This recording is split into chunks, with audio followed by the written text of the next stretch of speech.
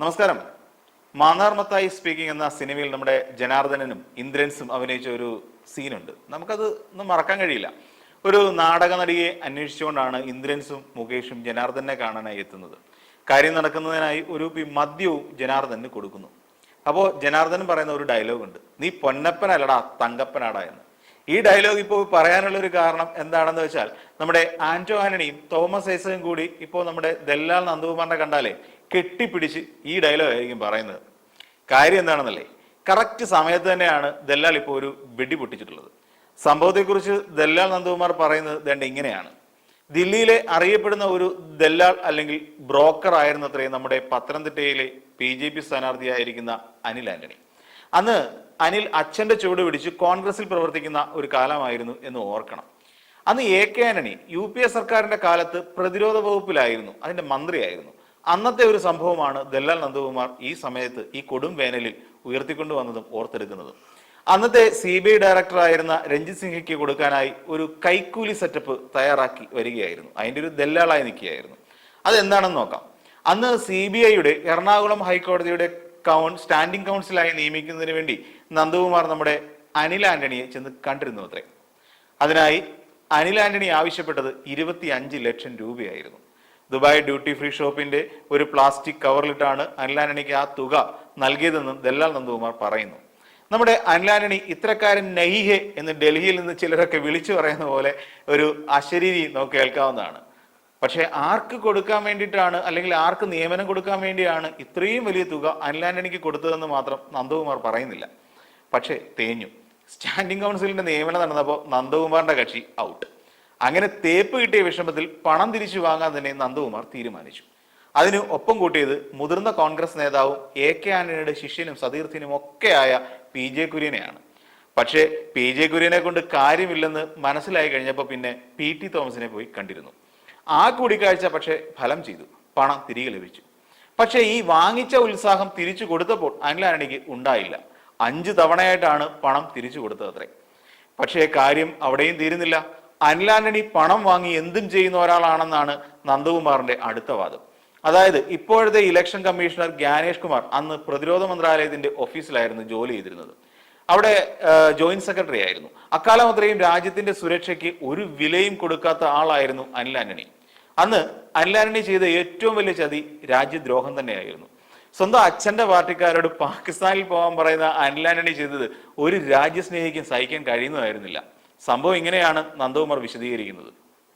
അതായത് പ്രതിരോധ മന്ത്രിയായിരുന്ന ശുദ്ധനായ AK ആന്റണിയുടെ വീട്ടിലെ ഓഫീസിൽ ആയുധ ഇടപാടുമായി ബന്ധപ്പെട്ട രേഖകൾ ഒരു മന്ത്രി എന്ന നിലയിൽ കൊണ്ടുപോകുമായിരുന്നു.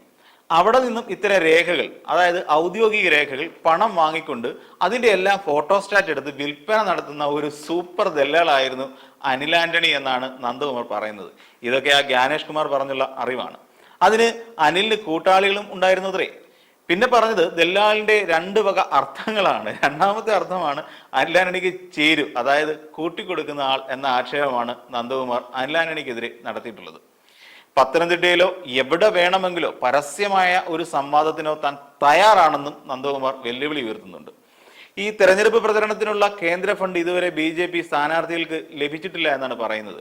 അനിൽ ആന്റണി കാശ് ചോദിച്ചപ്പോൾ രേഖകൾ വിറ്റ കാശ് കയ്യിൽ ഇരിപ്പുണ്ടല്ലോ, അതെടുത്ത് ചെലവാക്കാനാണ് അത്രേ നദ്ദ പറഞ്ഞതെന്ന് കൂടി പറഞ്ഞു. കേരളത്തിലെ പ്രമുഖനായ ഒരു BJP സ്ഥാനാർത്ഥിക്കെതിരായി നന്ദകുമാർ പറയുന്നുണ്ട്.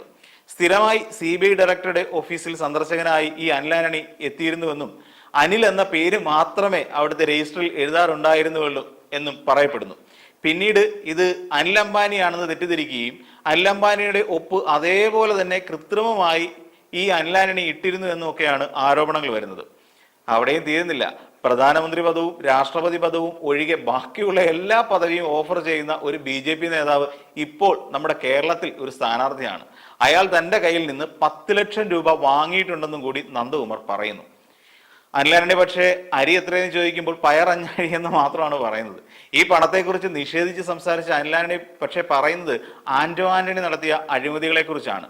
ആന്റോ ആന്റണി മേലുകാവ് സഹകരണ സംഘത്തിൽ കോടിക്കണക്കിന് രൂപയുടെ അഴിമതിയാണ് നടത്തിയിട്ടുള്ളതെന്ന് പറയുന്നുണ്ട്. കൂടാതെ ആന്റോ ആന്റണി തന്നെ ഭയന്നാണ് ഇത്തരത്തിൽ കള്ളക്കഥകൾ മെനഞ്ഞുണ്ടാക്കി ദല്ലാൽ നന്ദകുമാറിനെയും PJ കുര്യനെയും ഒക്കെ രംഗത്ത് ഇറക്കിയത് എന്നൊക്കെയാണ് പറഞ്ഞു പരത്തിക്കൊണ്ടിരിക്കുന്നത്. PJ കുര്യൻ ആന്റണിയോട് ചെയ്ത ദുഷ്ടത്തരമത്രയും അനിൽ ആന്റണി ഓർക്കുന്നു. പക്ഷേ അനിൽ ആന്റണി ചെയ്ത ദുഷ്ടതരമൊന്നും അവർ ചെയ്തിട്ടില്ല എന്നാണ് നമുക്ക് തോന്നുന്നത്. അതിനുള്ള കാരണവും ദല്ലാൽ നന്ദകുമാർ പറഞ്ഞു വെക്കുന്നുണ്ട്. പല ഇടപാടുകളിലും CBI അന്വേഷണം ഉണ്ടാകുമെന്ന് ഭയന്നിട്ട് AK ആന്റണിയുടെ തന്നെ ഒത്താശയോടെയാണത്രേ അനിൽ ആന്റണി BJP-യിലേക്ക് കുടിയേറിയത്. എന്തായാലും കഴിഞ്ഞ 2 ദിവസങ്ങളായി അനിൽ ആന്റണിയും ദല്ലാൽ നന്ദകുമാറും കുറേ കാലം കൂടി കേൾക്കുന്ന PJ കുര്യനുമാണ് സ്ക്രീനിൽ നിറഞ്ഞു നിൽക്കുന്നത്. ഇതിപ്പോൾ ദല്ലാൽ നന്ദകുമാർ പുറത്തിറങ്ങിയപ്പോൾ പത്തനംതിട്ടയിലെ 2 സ്ഥാനാർത്ഥികൾക്കും പണിയായി എന്ന് പറഞ്ഞാൽ മതിയല്ലോ. അനിലിനെ കൊടുക്കാൻ നോക്കിയപ്പോൾ അനിൽ ആന്റോയ്ക്ക് ചെക്ക് വെച്ചുകൊണ്ടാണ് കാര്യങ്ങൾ വിശദീകരിക്കുന്നത്. ഇനി അറിയേണ്ടത് ഈ വേളയിൽ ദല്ലാൽ നന്ദകുമാറിനെ കുപ്പിയിൽ നിന്ന് ഇറക്കി വിട്ടത് ആര് എന്ന് മാത്രമാണ്. പക്ഷേ ഇങ്ങനെയാണ് പോകുന്നതെങ്കിൽ വരും ദിവസങ്ങളിൽ കഥകൾ കുറച്ചുകൂടി കേൾക്കാമെന്ന് തോന്നുന്നു. ഇതൊക്കെ കണ്ടും കേട്ടും മിണ്ടാതിരിക്കുന്ന തോമസ് ഐസക് നേരെ പോയി നന്ദകുമാറിനെ കണ്ടിട്ട് നീ പൊന്നപ്പനല്ലടാ തങ്കപ്പനാടാ തങ്കപ്പൻ എന്ന് പറയുമെന്നാണ് തോന്നുന്നത്. പിന്നെ അനിൽ ആന്റണിയെ വ്യക്തമായി അറിയാവുന്നത് കൊണ്ട് പത്തനംതിട്ടക്കാർ ഒന്നും ഗൗനിക്കില്ല എന്ന കാര്യം ഉറപ്പല്ലേ? അനിൽ ഇപ്പോൾ തന്നെ വിജയിച്ച് നിൽക്കുകയാണ്, വലിയ മുന്നേറ്റമാണ് നടത്തുന്നത്. ഇത് കണ്ട് വിരളി പിടിച്ച് ഭയന്നിട്ടാണത്രേ ദല്ലാൽ നന്ദകുമാറിനെ കോൺഗ്രസ്സുകാർ സ്വാധീനിച്ച് പുറത്തുവിട്ടത്. സ്വന്തം അപ്പനിട്ട് ചെക്ക് വെച്ച മുതലാണ് നാട്ടുകാർക്കിട്ട് ചെക്ക് വയ്ക്കാതിരിക്കുമോ എന്നാണ് ഇപ്പോൾ നാട്ടിലെ സംസാരം.